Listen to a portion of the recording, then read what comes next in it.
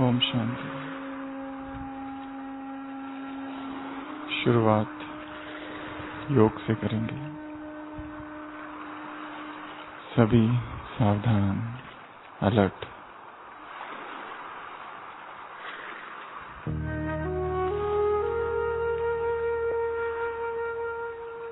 कुछ पल के लिए आंखें बंद।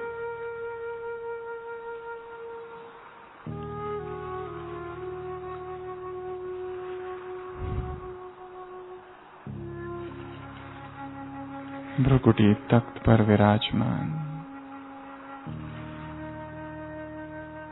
चेतना की एक शक्तिशाली किरण मैं हूं।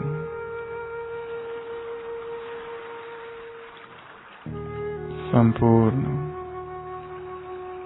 ध्यान स्व पर।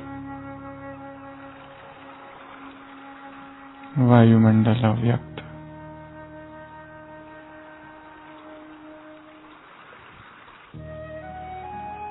देह के भव्य भाल पर विराजमान मैं एक शांत स्वरूप आत्मा हूं।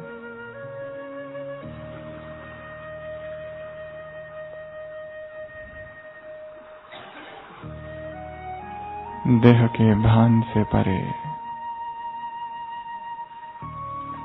संसार की स्मृति से परे मैं आत्मा।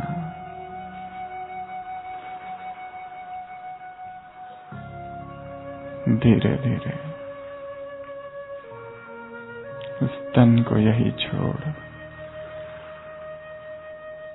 सूक्ष्म देह धारण कर आकाश में उड़ता एक फरिश्ता मन की आंखों से देखेंगे स्वयं को आकाश में उड़ते हुए।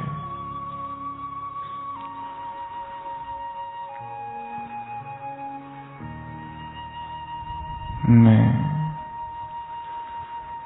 एक अव्यक्त फरिश्ता हूं।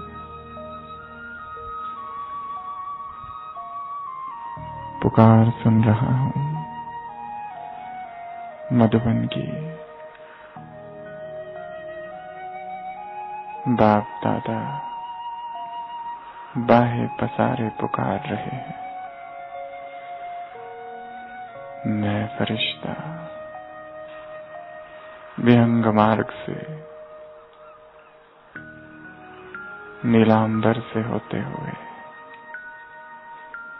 अरावली वादियों के ऊपर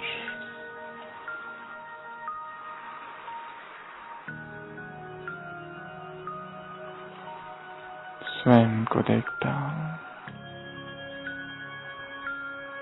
आकाश में लाइट के कार्ब में, और अब नीचे उतरता हूं तपोभुनि भूमि मधुबन की ओर। संसार का सर्वश्रेष्ठ तीर्थ मैं फरिश्ता। Double light. नीचे उतरता हूं और नीचे पहुंच गया मधुबन के आंगन में।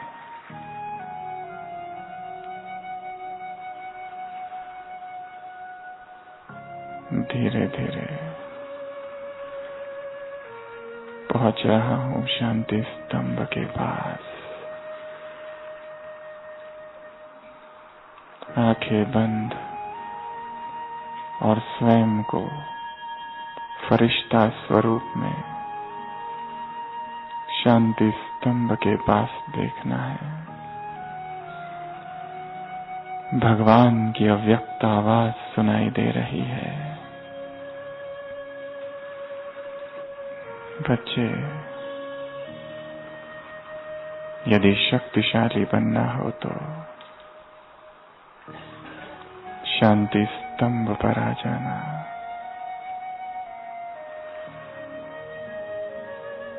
मैं फरिश्ता संपूर्ण हल्कापन, शक्तियों की अनंत धाराएं शांति स्तंभ से मुझ आत्मा में समा रही है।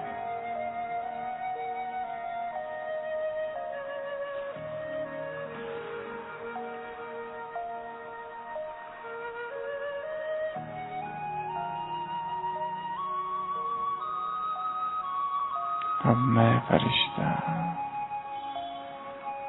परिक्रमा करता हूं इस शांति स्तंभ की, ज्ञान स्तंभ,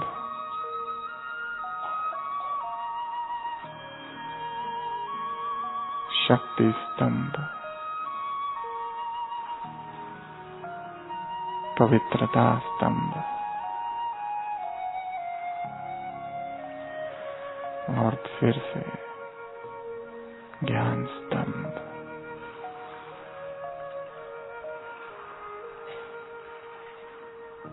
भगवान की अव्यक्त आवाज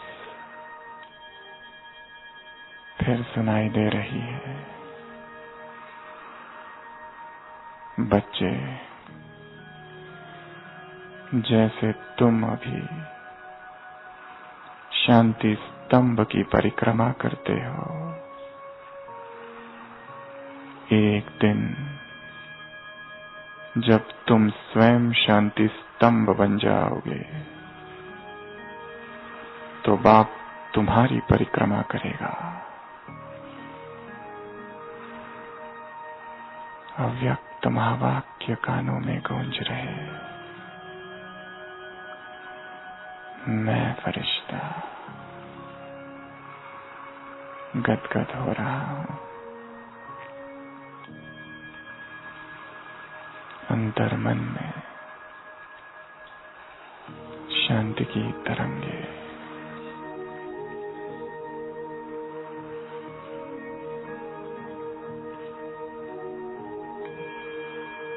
चहुओर अव्यक्त वायुमंडल संपूर्ण मौन,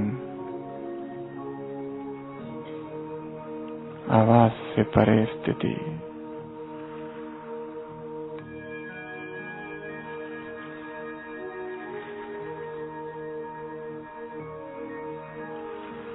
फिर से भगवान की वही आवाज। बच्चे, जैसे तुम अब शांति स्तंभ की परिक्रमा करते हो, एक दिन तुम स्वयं शांति स्तंभ जब बन जाओगे तब बाप तुम्हारी परिक्रमा करेंगे।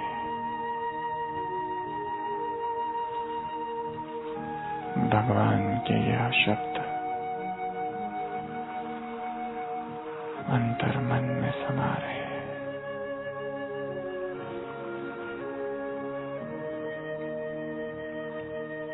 मैं शांति का फरिश्ता बन चुका। मैं स्वयं शांति स्तंभ हूं।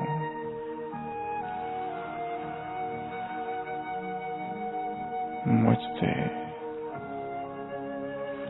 चहुओर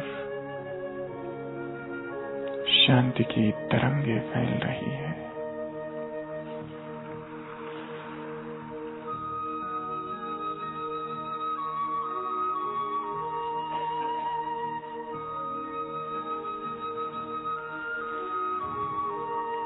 ओम शांति।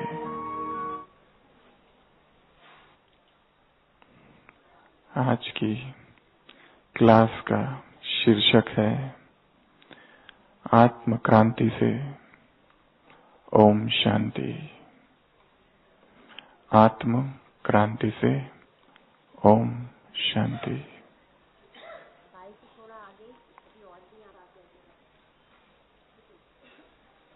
सत्र की शुरुआत 2 घटनाओं से करेंगे।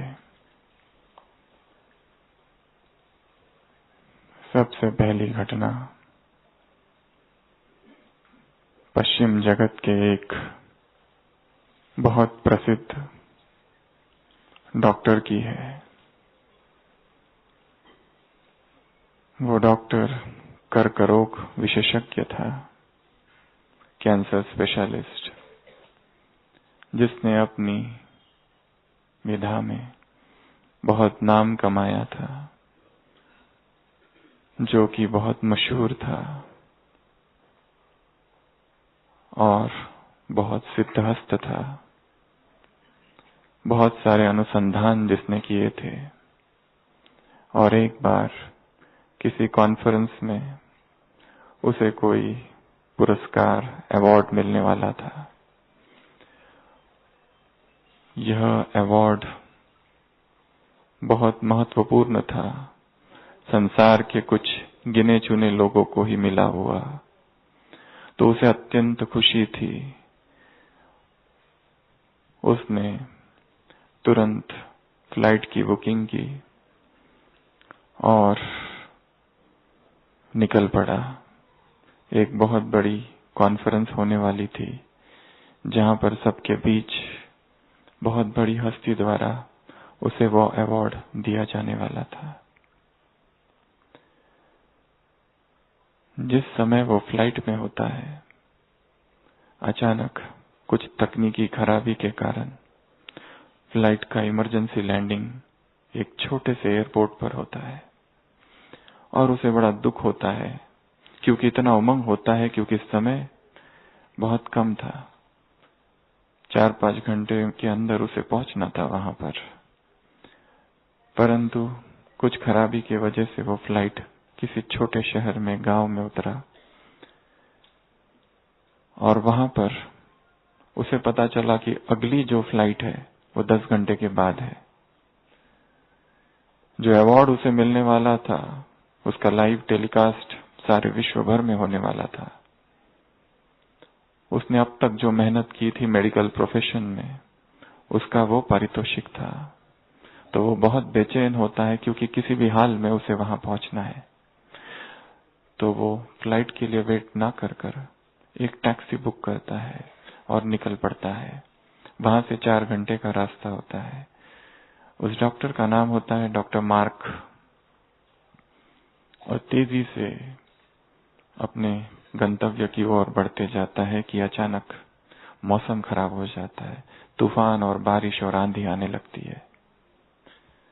बेचैन और होता है, क्या किए, कैसे जाए, क्योंकि कुछ दिखाई नहीं दे रहा। फिर से कार को एक जगह उसे रोकना पड़ता है। अब कहां जाए, थोड़ी सी भूख भी लग जाती है और थक चुका होता है। देखता है एक घर है, सोचता है इस घर में जाऊं और वहां पर कोई टेलीफोन होगा तो फोन करूं। घर तक पहुंचता है, ठक ठक करता है। एक बूढ़ी माता दरवाजा खोलती है। वो कहता है कि इस तरह से मुझे एक इमरजेंसी फोन कॉल करना है। वो माता कहती है कि यहाँ मेरे पास फोन नहीं है, परंतु आप आ सकते हो, क्योंकि बाहर मौसम ठीक नहीं। वो डॉक्टर अंदर जाता है, बैठता है, वो उसके लिए कुछ देती है, चाय पानी, और देखता है कि वो माता थोड़ी देर के बाद प्रेयर कर रही है, प्रार्थना कर रही है। वो पूछता है, आप किस लिए प्रार्थना कर रही हो? वो कहती है कि मेरा एक बेटा है जो वहां बिस्तर पर लेटा हुआ है और उसे एक असाध्य रोग हो गया है। तो वो डॉक्टर कहता है, तुम अब इस तरह की प्रार्थनाओं में अपना समय क्यों व्यर्थ गवा रही हो? इसको किसी अच्छे डॉक्टर के पास क्यों नहीं ले जाती? तो वो माता कहती है, सबके पास ले गई, परंतु मेरे पास पैसे नहीं है, मैं बहुत गरीब हूँ, इसे कोई कैंसर की बीमारी हो गई है और मैंने सुना है इसका इलाज केवल एक ही डॉक्टर कर सकता है और उस तक मैं पहुंच नहीं सकती। तो डॉक्टर मार्क पूछते हैं, जो कि थोड़ा नास्तिक है, जिसे इस तरह की बातों में विश्वास नहीं, जिसे भगवान में ही विश्वास नहीं, जो इस तरह की अंधश्रद्धा को मानता नहीं, जो विश्वास करता है मेहनत पर, दृढ़ संकल्प पर। वो कहता है कि इस तरह की प्रार्थनाएं सब तुम छोड़ो और उस डॉक्टर तक ले जाओ। तो माता कहती है कि मैं नहीं जा सकती क्योंकि मेरी इतनी पहुंच नहीं है, इतने पैसे मेरे पास नहीं है। मैंने सुना है केवल एक ही डॉक्टर है जो इसका इलाज कर सकता है और उस तक क्योंकि मैं नहीं पहुंच सकती, मैं भगवान से प्रार्थना कर रही हूं, क्योंकि इस संकट की घड़ी में भगवान ही मेरा एकमात्र सहारा है। वो कहता है वो कौन सा डॉक्टर है? तो वो माता कहती है, मैंने सुना है उस डॉक्टर का नाम है डॉक्टर मार्क। तो डॉक्टर मार्क एकदम से धक से ठहर जाता है। वो उसे समझा रहा होता है कि इस तरह से प्रार्थना की कोई जरूरत नहीं, ना ही ये प्रार्थनाएं कभी मदद करती है। परंतु अचानक कुछ उसके मन में हो जाता है और वो कहता है कि मैं तो कहीं और जा रहा था, अपनी जीवन की दौड़ में दौड़ रहा था, संसार की मटेरियलिस्टिक परस्यूट्स, संसार की भागा दौड़ में, अपने करियर में, नाम कमाने में भाग रहा था। परंतु मुझे यहां किसने लाया?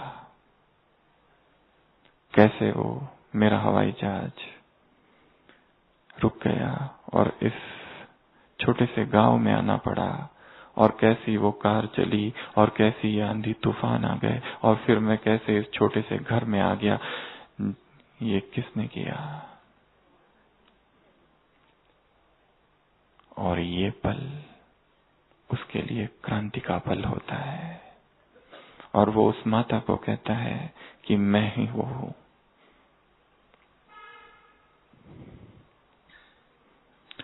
और तुम्हारी प्रार्थना इस संसार की सबसे शक्तिशाली प्रार्थना है, क्योंकि तुम्हारी प्रार्थना ने मुझे यहां लाया है। तत्वों को जिसने हिला दिया, जो कि एक असंभव सा कार्य है, और उसके जीवन में एक मौन क्रांति हो जाती है। ये पहला उदाहरण। एक दूसरी ऐसी सत्य घटना है। रूस में एक बहुत बड़े विचारक और लेखक कवि हुए थे 19वीं शताब्दी में, फ्योडर डोस्टोयेव्स्की। जितने लेखक रूस में हुए होंगे आज तक, शायद सबसे शक्तिशाली प्रभावशाली लेखकों में फ्योडर डोस्टोयेव्स्की है। उसने अपने जीवन का एक अनुभव लिखा है कि जब मैं 27 साल का था, क्रांतिकारी स्वभाव था। रूस का जो शासक था, जिस तरह का शासन था, जिस तरह का वहां राजा था, जार था, उसके विरुद्ध मैंने विद्रोह कर दिया था, मैंने और मेरे मित्रों ने। और एक समय अप्रैल 1849 में इस विद्रोह के कारण मुझे बंदी बना लिया गया अपने मित्रों सहित, और 8 मास तक हमको कड़ी यातनाएं दी गई। 8 मास तक हमको काल कोठरी में बंद कर दिया गया, जहां मुश्किल से सूरज की कोई किरण उतरती थी। खाने के लिए कुछ खास था नहीं, केवल जिंदा रहने के लिए थोड़ा बहुत सख्त जमीन थी जिस पर हम सोते थे। हाथों में बेड़ियां थी, पैरों में बेड़ियां थी, और 8 मास तक हम मनुष्य की आवाज भी ना सुन पाए। ऐसी कठोर यातना का वो पल था। 8 मास तक हमने वहां गुजारा, और एक दिन अचानक काल कोठरी के दरवाजे खुले। कुछ सैनिक आए और उन्होंने कहा, चलो। कहां जाना है पता नहीं, और उसी अवस्था में उनको एक बग्गी में बिठाया जाता है और कहीं पर पहुंचाया जाता है। भविष्य अज्ञात है, सोचते हैं शायद हमें रिहा हो रहे, परंतु शायद मृत्यु की सजा भी हो सकती है, कुछ भी पता नहीं। वो उन्हें एक जगह लाया जाता है और वहां लाकर उन्हें पता चलता है कि हमें मारा जाने वाला है, एक एक करके। यही हमारी सजा है, यही हमारी परिणति, यही परिणाम है। एक एक की हथकड़ियां तोड़ दी जाती है और उन्हें कहा जाता है, ये लो क्रॉस जीसस का, इसको चूमो और जो करना है करो, जो प्रार्थना, क्योंकि ये तुम्हारा अंतिम घड़ी है।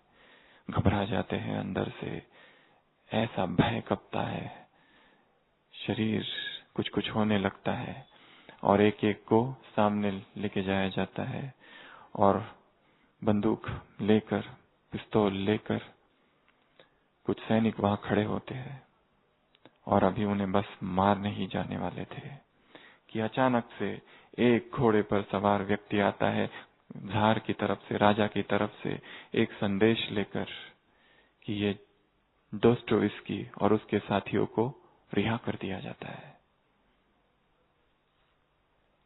अचानक अभी मृत्यु सामने थी और अचानक फ्रीडम, अचानक रिहा हो गए। उस पल का वर्णन लेखक ने अपने किसी किताब में द इडियट में किया है। बहुत समय बाद उसने लिखा है कि वो जीवन का ऐसा पल था कि उस समय मैंने सोचा कि मेरा जीवन कहां बीत रहा था, कहां गुजर रहा था। I have spent my life in errors, in mistakes, in idiosyncrasies, in faults and failings, in sins. मैंने अपना जीवन पाप कर्म में गुजार दिया था, मैंने अपना जीवन कितनी गलतियों में गुजार दिया था। कैसा ये भगवान की अनुकंपा हुई मुझ पर कि मृत्यु सामने थी और मुझे एक फिर अवसर दिया गया। और उस पल, उस क्षण, उस मोमेंट जीवन में क्रांति हो गई और उसके बाद का जो जीवन था वो फिर वो वैसा नहीं रहा जो कि पहले था। एक आत्म क्रांति घटित हो गई इन दोनों उदाहरणों में। दोनों ही व्यक्तियों के जीवन में ऐसी घटनाएं हुई कि अचानक क्रांति हुई, परिवर्तन हुआ, फिर वो नहीं रहे जो पहले थे। तो आज हम ऐसी ही आत्म क्रांति की चर्चा करेंगे। हम क्या करें जो हमारा जीवन भी ऐसा ही परिवर्तित हो जाए, हमारा जीवन भी ऐसी ही आत्म क्रांति से गुजरे और फिर हमारे जीवन में वह परम शांति, वह ओम शांति की किरण, वह ओम शांति का अनुभव, वह परम शांति का अनुभव जीवन में आ जाए। अभी अभी हमने एक बाबा का महावाक्य आपको सुनाया, जिसमें बाबा ने कहा, 18 जनवरी की मुरली है, कि इस समय तुम शांति स्तंभ की परिक्रमा करते हो। एक समय आएगा, कौन सा समय? जब तुम स्वयं शांति स्तंभ बन जाओगे, तब बाप तुम्हारी परिक्रमा करेगा। शांति स्तंभ बन जाना अर्थात अंग अंग शीतल हो जाना, अर्थात मन में परम शांति प्रकट हो जाना, अर्थात अध्यात्म की परम अवस्था को प्राप्त हो जाना। योगी के अंग अंग शीतल हो जाते हैं। इस संसार की कोई चीज उसे उद्वेलित नहीं कर सकती। संसार की कोई घटना उसके अंदर एजिटेशन, उद्वेग उत्पन्न नहीं कर सकती। ऐसी परम शांति की स्थिति वह संपूर्णता की अवस्था है, संपन्नता की स्थिति है। जैसे ब्रह्मा संपूर्ण शांत है, शांति का फरिश्ता है, शांति स्तंभ है, उसी तरह जैसे ये शांति स्तंभ यहाँ खड़ा है और इसकी किरणें सकल विश्व में फैल रही है। अस्थिया स्थिति की याद दिलाएगी। अव्यक्त महावाक्य है बाबा के 69 के कि अस्थिया स्थिति की याद दिलाएगी। शरीर चला गया परंतु प्रकंपन संसार में फैल रहे हैं, फैलते रहेंगे। जैसे ये शांति स्तंभ बन गया वैसे हर एक ब्राह्मणात्मा शांति स्तंभ बन जाए। सुबह का वरदान। यह जीवन अलौकिक है, लौकिक जैसा नहीं। दृष्टि, वृत्ति, स्मृति सब कुछ जहां परिवर्तन हो जाए, ऐसी आत्मक्रांति हमें लानी है। तो आज हम ऐसी क्रांति के 16 सूत्र देखेंगे। ऐसी 16 प्रकार की क्रांति जो हर एक को अपने जीवन में लानी है। और जैसे जैसे ये क्रांति आती जाएगी शांति की ओर हम बढ़ते जाएंगे।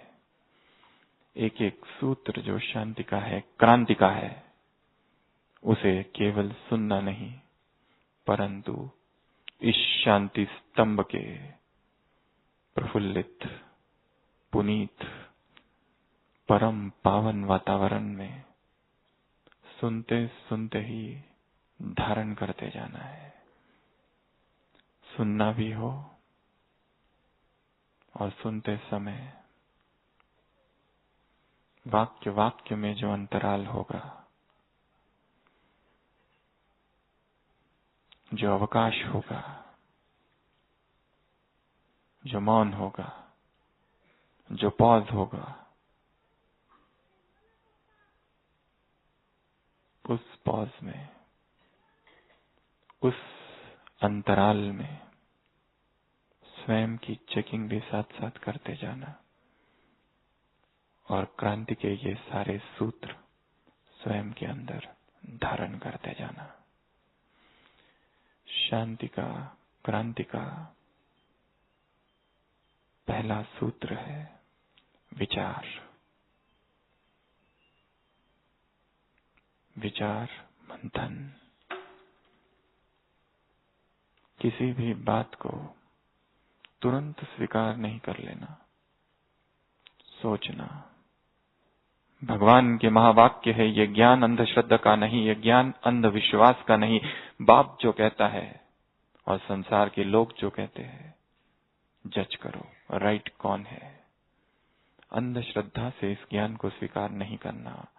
अपनी बुद्धि को, अपने चिंतन को, अपनी विचारधारा को बड़ा करना है। एक शिक्षक विद्यार्थियों से पूछता है, आसमान में कितने तारे हैं? एक लड़का कहता है 100, दूसरा कहता है 1000। शिक्षक पूछते हैं, बताओ कितने तारे तुम आसमान में देखते हो? तीसरा कहता है 1,00,000। चौथा कहता है 1 करोड़। एक छोटा सा बच्चा क्लास में होता है। टीचर पूछते हैं, तुम कितने तारे देखते हो? वो कहता है 3। शिक्षक पूछते हैं, तुम्हारे सारे मित्र 1000, 1000, 1,00,000, 1 करोड़ देखते हो, तुम 3 क्यों देखते हो? वो कहता है, हमारे घर की खिड़की छोटी है, इसके लिए मुझे 3 ही दिखाई देते हैं। हमारे मन की खिड़की कितनी बड़ी है और कितना हम उससे देख रहे हैं। क्या यह वातायन बढ़ाया जा सकता है? क्या यह मन का झरोका बढ़ाया जा सकता है? क्या यह चिंतन की धारा श्रेष्ठ, विशाल की जा सकती है? हाँ, कैसे होगी? चिंतन से, मनन से, अध्ययन से। मुरली का एक एक महावाक्य महावाक्य है, श्रेष्ठ वाक्य है, भगवान के मुख से अवतरित हुआ हुआ वाक्य है। श्री हरि के मुख से, मुखारविंद से निकला हुआ ब्रह्म वाक्य है। वाक्य वाक्य में शक्ति है, पावर है। केवल एक ही वाक्य को यदि धारण कर लिया जाए तो जीवन में क्रांति आ सकती है। कल की मुरली साकार महावाक्य थे।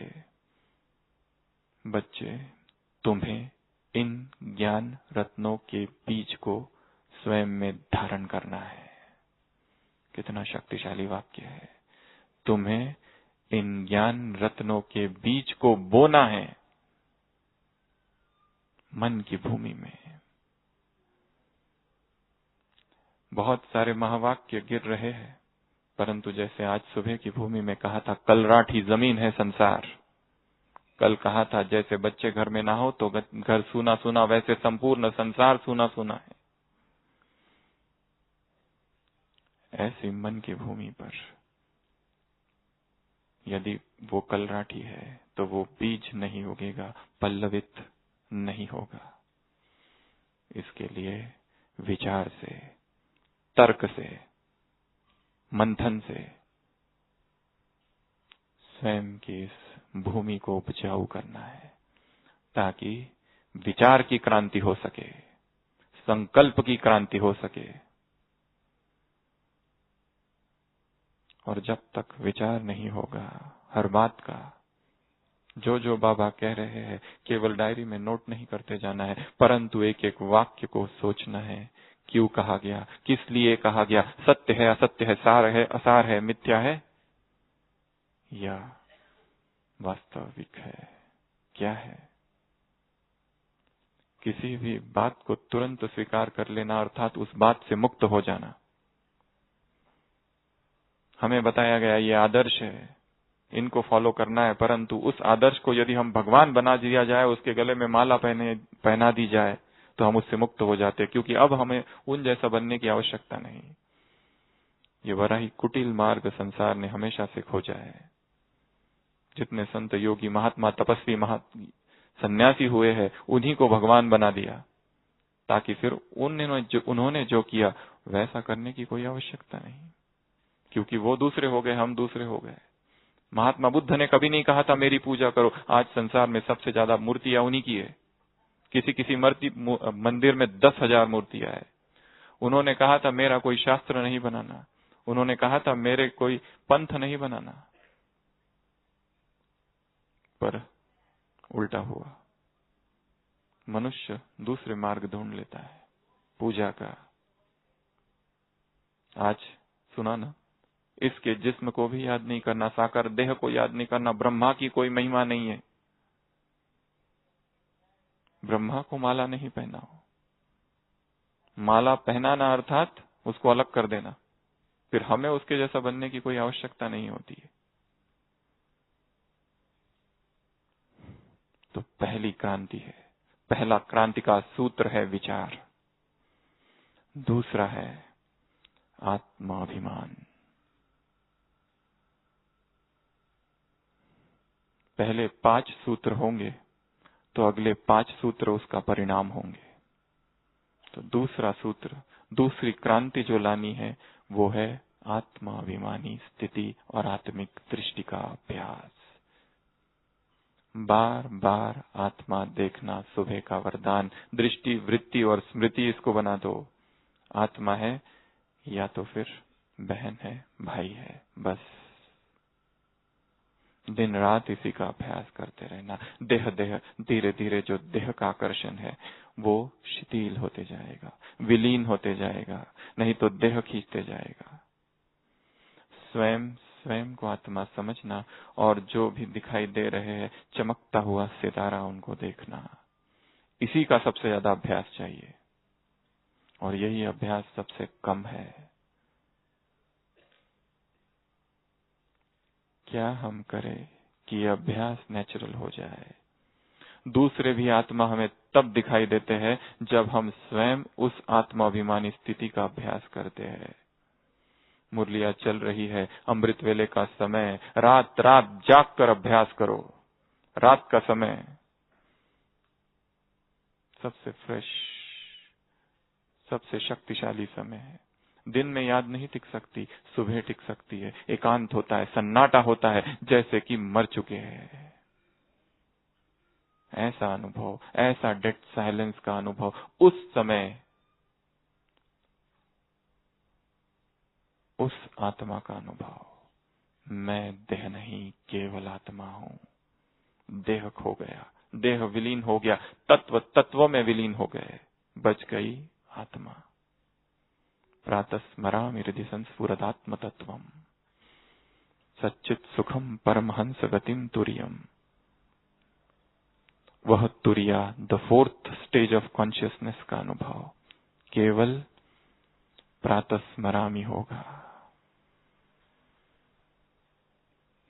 इसके लिए सुबह इसका अभ्यास करना है, आत्माभिमानी स्थिति का, जैसे देह है ही नहीं। ये दूसरी क्रांति है। तीसरी, याद की क्रांति।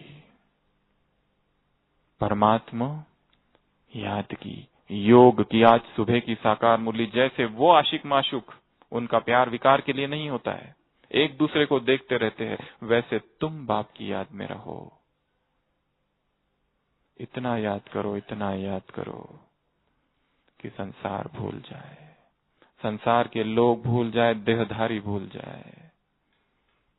वह एक ही सर्वस्व है। ऐसा अनुभव केवल कहने मात्र नहीं, केवल भाषण देने मात्र नहीं, केवल दूसरों को बताने मात्र नहीं, केवल ये कहने मात्र नहीं कि वही सर्व संबंधी है, परंतु वो साक्षात अनुभव कि आत्मा खो गई। लोग ब्रह्मचर्य का अभ्यास करते हैं, परंतु वास्तव में ब्रह्मचर्य परिणाम है योग का। जिसने ब्रह्मचर्य की साधना की, कहीं ना कहीं दमन किया। लॉ ऑफ रिवर्स इफेक्ट के हिसाब से कहीं ना कहीं वो वासना शेष रह गई। यहां तक कि संसार में जितनी संस्थाएं धार्मिक है और वहां पर जितने ब्रह्मचारी है, कहीं ना कहीं वहां पर काम धक्के खा रहा है, धक्के दे रहा है उनको अंदर से, क्योंकि योग की विधि पता नहीं। केवल ब्रह्मचर्य साधना है, मैं ब्रह्मचारी हूं, ये सोचने से ब्रह्मचारी नहीं हो जाते। शायद कल की मुरली में था, शरीर से डिटैच हो जाओ, परंतु खाली शरीर से डिटैच होकर कुछ नहीं होगा। शरीर से डिटैच होकर तुमको बाप को याद करना है, तब फायदा है। शरीर से डिटैच तो सन्यासी भी होते हैं, परंतु फिर भी ब्रह्मचर्य नहीं साध सकते। योग वो विधि है जिससे सहज परिणाम प्यूरिटी आएगी, क्योंकि योग से देह का आकर्षण शनैः शनैः शिथिल कम होते जाएगा। तो अपने योग के चार्ट को बढ़ाना है, जोर से पुरुषार्थ करो। सुबह की साकार मुरली, ये तीसरी क्रांति। चौथी, परमात्मा प्रेम की क्रांति लानी है। परमात्मा प्रेम एकमात्र ऐसी चीज है संसार की, उसमें कोई व्यक्ति डूब जाए तो परिवर्तन होना ही है। विदेश के एक लेखक ने एक अनुभव लिखा है, एश्योरेंस एंड सिन नाम की एक किताब में आरसी स्क्रॉल नाम के एक लेखक ने लिखा है एक व्यक्ति का अनुभव। फिर से अलर्ट होके बैठेंगे। विचार सागर मंथन, आत्माभिमानी स्थिति, परमात्मा योग और परमात्मा प्रेम। उस परमात्मा प्रेम में यहां बैठे बैठे शरीर से डिटैच स्वयं को कर देना है और एक धक से, एक क्षण से एकदम उस बाप की याद में खो जाना। एक पादरी चर्च में समर्पित रूप से अपनी सेवाएं देते थे, गीत लिखते थे, भजन लिखते थे, दिन रात प्रभु का गुणगान करते थे, प्रवचन करते थे, संसार से वैराग था। और अचानक उसी चर्च की एक नर्स, एक नन से आसक्ति बढ़ गई, प्रेम हो गया और बाद में दोनों ने शादी कर ली। सब कुछ छूट गया, चर्च छूट गया, वो गीत, वो संगीत, वो प्रभु की आराधना, सब कुछ, सब छूट गया और धीरे धीरे विकारों की गर्त में चला गया। बहुत साल बीत गए, दुखी था अंदर से। ऐसे ऐसे उसने गीत लिखे थे प्रभु प्रेम के कि लोग वो गीत सुनकर मगन हो जाते थे भगवान की याद में, वो इंग्लिश साम्स।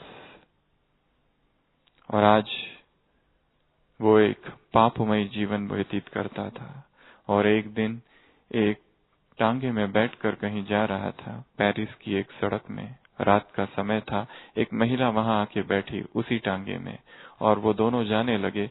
तो वो महिला लेखक थी और वो कुछ कविताएं पढ़ रही थी, कुछ गीत पढ़ रही थी। वो गीत इसी के लिखे हुए थे और वो कह रही थी, मैं तुम्हें एक गीत गाकर सुनाती हूँ, ये एक ऐसा गीत है कि इसको यदि कोई सुन ले तो भगवान की प्यार में खो जाए। तो जैसे ही वो गीत पढ़ती है, उस व्यक्ति को 18वीं शताब्दी की कहानी, रॉबर्ट रॉबिन्सन जिसका नाम था, उस रॉबर्ट को लगता है, वो कहता है ये तो मेरा ही लिखा हुआ गीत है, परंतु वो जोर जोर से रोने लगता है कि कैसा मेरा वो पवित्र जीवन था, कैसा वो श्रेष्ठ समर्पित जीवन था और कहां किस नर्क में मैं अब पड़ गया हूं। और स्वयं भी गया और किसी एक आत्मा को भी पकड़ इसी नर्क में घसीट कर लाया। रोने लगता है और उसको कहता है ये गीत मेरा ही लिखा हुआ, पर अब मैं वो नहीं रहा। तो वो स्त्री कहती है, क्यों नहीं रहा? देखो तुमने क्या लिखा है, the streams of thigh unceasing mercy. भगवान के लिए उसने लिखा होता है, उसकी करुणा, उसकी कृपा का जो झरना है वो निरंतर बह रहा है। तो वो महिला कहती है, the streams of his unceasing mercy अभी भी बह रही है पेरिस के इस सड़क में, अभी भी समय नहीं गया। और अचानक वहां क्रांति होती है और अचानक उसको होश आता है, वो कहता है कि मैं अब जाग गया हूं। और फिर से वो उस प्रभु प्रेम के जीवन में वापस आ जाता है। तो चौथा है प्रभु प्रेम। पांचवा है सेवा में संलग्नता, सेवा में स्वयं को बिजी रखना, स्वयं सेवा में स्वयं को डुबो के रखना। एक संकल्प आज शाम को हमारे मन में आया, सेवा वो एक फ्रेम है, जैसे कोई फोटो होता है। कोई सोचे कि मुझे सेवा से थोड़ा देर दूर रहना है, केवल तपस्या करनी है, केवल ज्ञान योग करता हूं, परंतु सेवा वो फ्रेम है उस फोटो की, उस ज्ञान योग के फोटो की। फ्रेम यदि निकाल दिया जाए तो वो फोटो इतना शोभायमान नहीं दिखेगा। सब कुछ करते हुए बिजी रहते हुए भी ज्ञान योग करना, यही कर्मयोगी जीवन है। तो सेवा करते करते ही क्रांति आएगी, सेवा छोड़कर नहीं, कर्म छोड़कर नहीं। ये पांच चीजें जब होगी तो अगली 5 क्रांति आएगी। क्रांति के अगले 5 सूत्र बाबा मुरलियों में हमेशा कहते हैं 3 बंदरों के विषय में, बुरा ना देखो, बुरा ना सुनो, न बुरा ना बोलो। उसमें चौथा एडिशन है बुरा ना करो, और भगवान ने जो एडिशन किया है वो है सोचना। जापान में इनको 5 वाइज या 4 वाइज मंकी कहा जाता है। सबसे पहला या 6वां सूत्र है मिज़हारू। मिज़हारू अर्थात उस बंदर का नाम है जापान में, बुरा न देखना। यदि हमें आत्मक्रांति लानी है तो उसका 6वां सूत्र है, ऐसी कोई चीज ना देख लेना इन आंखों से कि जिसके विषय में फिर पश्चाताप हो। ऐसी कोई बातें, ऐसे कोई सीन, ऐसे कोई दृश्य, शास्त्रों में उदाहरण है अजामिल का, वो तो बहुत बड़ा पंडित था, ब्राह्मण था, इतना श्रेष्ठ था, एक दिन विकार देखा और उसके बाद में पतन चालू हुआ। क्या हम देख रहे हैं? स्थूल और सूक्ष्म, स्थूल आंखों से और मन की आंखों से। TV, mobile, internet, WhatsApp, YouTube, क्या देखा जा रहा है?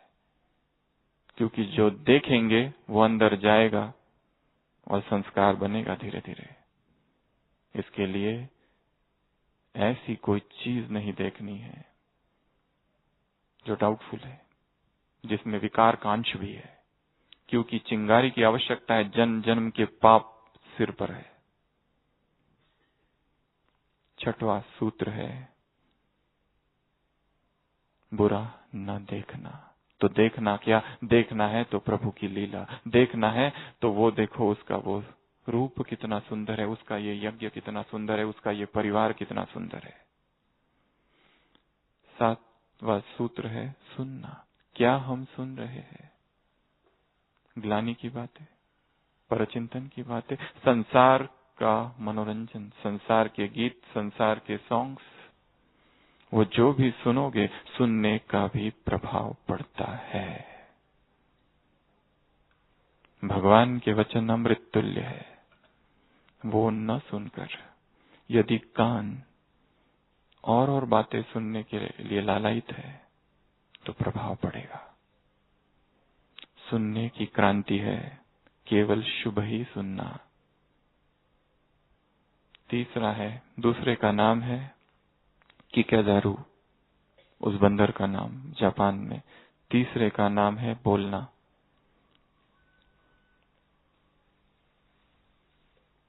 इवाधेरू, क्या हम बोल रहे हैं? एक है संकल्प करना और फिर बोलना, दूसरा है बोल दिया और उसके बाद में संकल्प करना। जब हमें पता है ये बोलना है तो जबरदस्ती और जानबूझ के वो बोलना, और फिर अपने आप संकल्प निर्माण होंगे, अदर वे राउंड। ये भी एक प्रोसेस है। ये तीसरा। चौथा है करना, क्या हम कर रहे हैं? क्योंकि करने का बहुत जबरदस्त प्रभाव है। कुछ कर्म बिना सोचे ही किए जा रहे हैं। बाबा ने कहा है जो भी करो उसमें 3-4 चीजें होनी चाहिए। श्रीमत अनुसार, आत्माभिमानी स्थिति, याद, निमित्त भाव, निस्वार्थ भाव, त्रिकालदर्शी स्थिति, ये सारी चीजें होनी चाहिए, फिर कर्म हो, नहीं तो पश्चाताप होगा। संसार में रक्त की नदियां बहेगी, ब्राह्मण संसार में खून के आंसू बहेंगे। जो करना था नहीं किया। भगवान चीख चीख के पुकार पुकार के कह रहा था ये करो, पर हमने नहीं किया।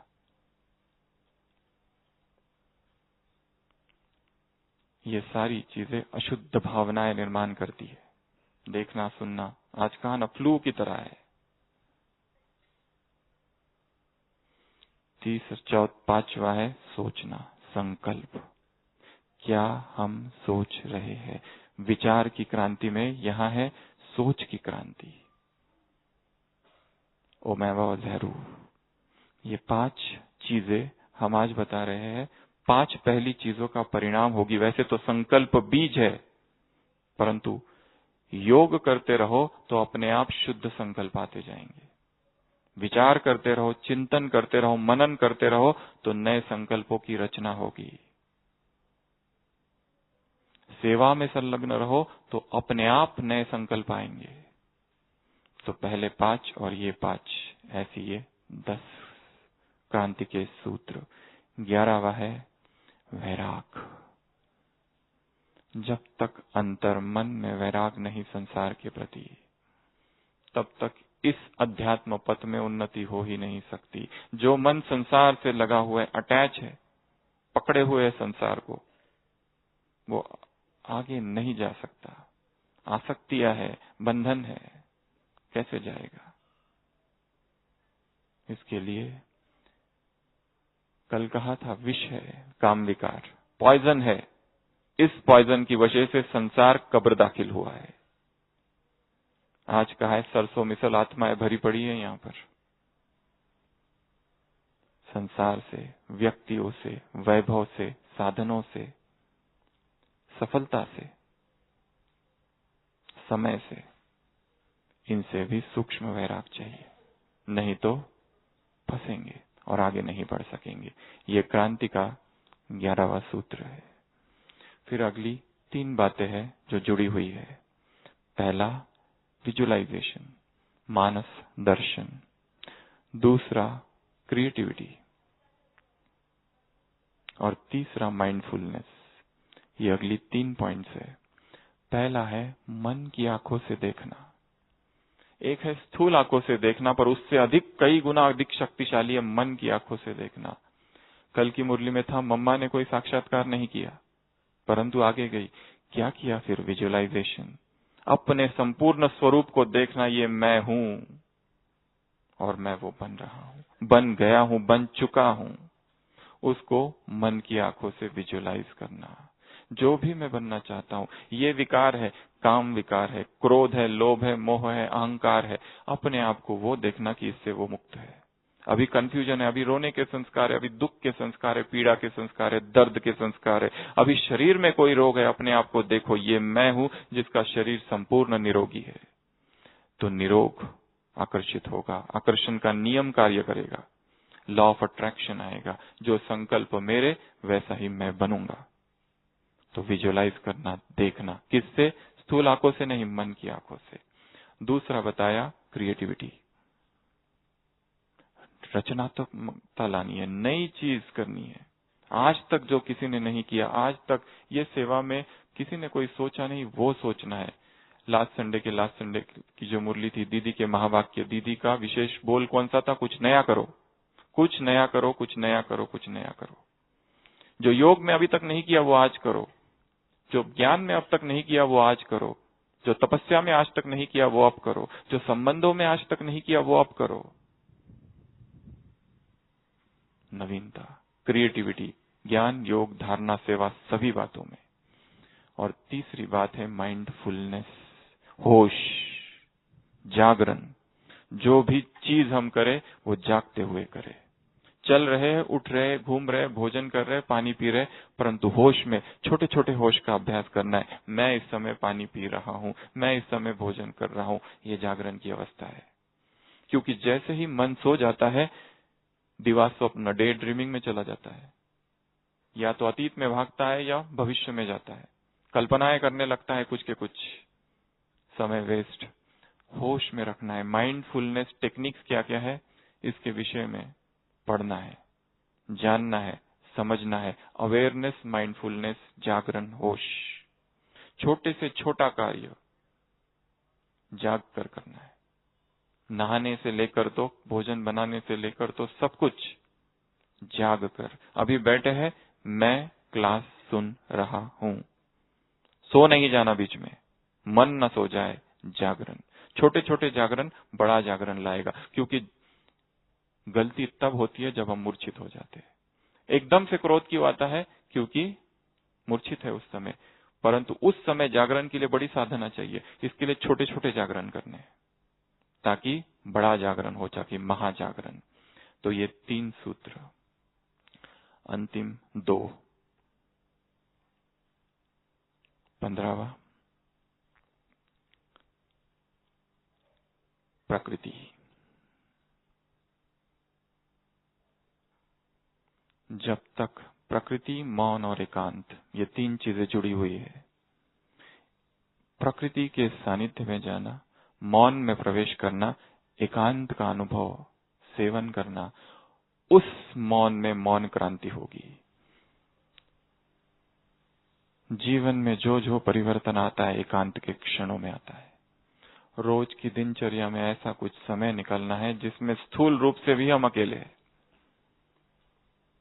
प्रकृति के बीच में जाना है, जहाँ झरना है, जहाँ खुला है। जैसे यहाँ आज बैठे हैं, खुले में सुनना और बंद कमरे में सुनना, इसमें अंतर है।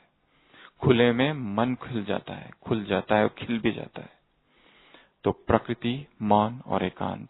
और लास्ट पॉइंट है, और जो सबसे महत्वपूर्ण है अपने जीवन में क्रांति लाने के लिए, वो है साक्षी भाव। 7 चीजों को साक्षी होकर, रोज 24 घंटे में एक बार इन 7 चीजों को साक्षी होकर देखना है।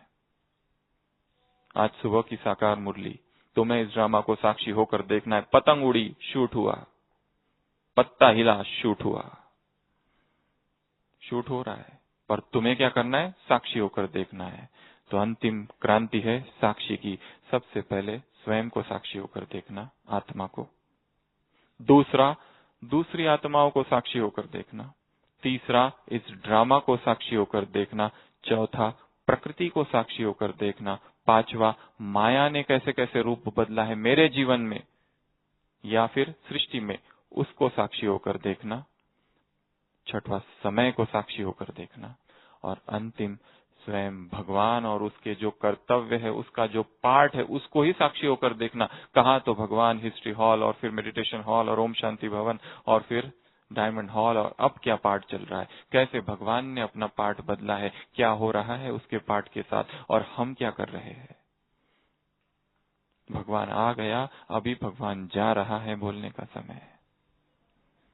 तो ये 16 सूत्र है जीवन में आत्म क्रांति लाने के। अलग अलग समय पर इन सभी बातों का चिंतन करना है। पहला, विचार सागर मंथन। दूसरा, आत्माभिमानी स्थिति। तीसरा, योग।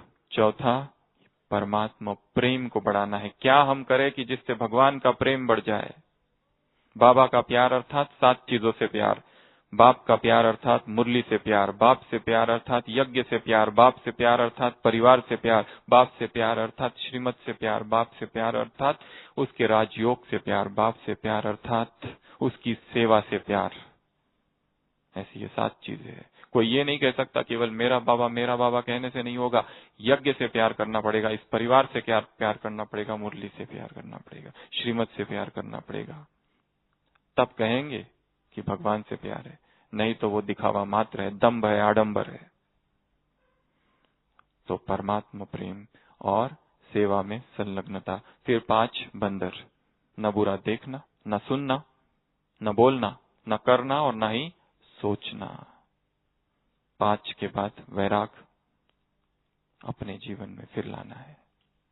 फिर 3 चीजें, विजुअलाइजेशन, मानस दर्शन का प्रैक्टिस करना है। What is creative visualization? जैसे काम विकार के विषय में कोई कल्पना करता है और कोई काम क्रिया में रत है, दोनों क्रियाओं में समान रूप से ऊर्जा खर्च होती है।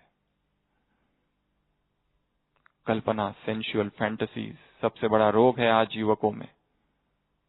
कल्पना करता है विकार की, क्योंकि सामाजिक परिवेश उसे सीधा विकार में उतरने की अनुमति नहीं देता।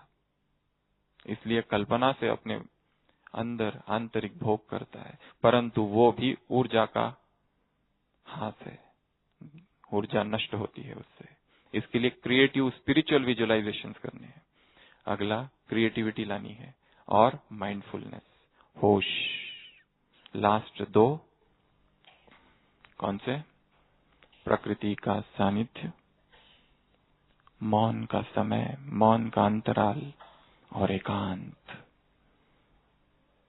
एकांत में जाना, खुद को देखना, जीवन को देखना, चिंतन करना। और लास्ट है 24 घंटे में हर एक को एक बार करना है। स्वयं को साक्षी होकर देखना, इर्द गिर्द जो आत्माएं हैं, घर वाले, परिवार वाले, सेवा केंद्र वाले, ऑफिस वाले, मधुबन वाले या जो भी है, सबको साक्षी होकर एक बार देखना। प्रकृति को साक्षी होकर देखना, माया को साक्षी होकर देखना, समय को साक्षी होकर देखना। और भगवान का जो पार्ट है याद करना, भगवान अब जा रहा है। तो ऐसे ये क्रांति के 16 सूत्र जब जीवन में आएंगे, तब ओम शांति का परम अनुभव, केवल कहने मात्र नहीं, परम अनुभव, शांति का वो स्वरूप, शांति के वो फरिश्ता, शांति स्तंभ हम स्वयं बन जाएंगे। और फिर से बाबा का महावाक्य कहकर इस क्लास की को पूरा करते हैं। जब अब तुम शांति स्तंभ की परिक्रमा करते हो, एक दिन आएगा जब तुम शांति स्तंभ बन जाओगे, तब बाप तुम्हारी परिक्रमा करेंगे। ओम शांति।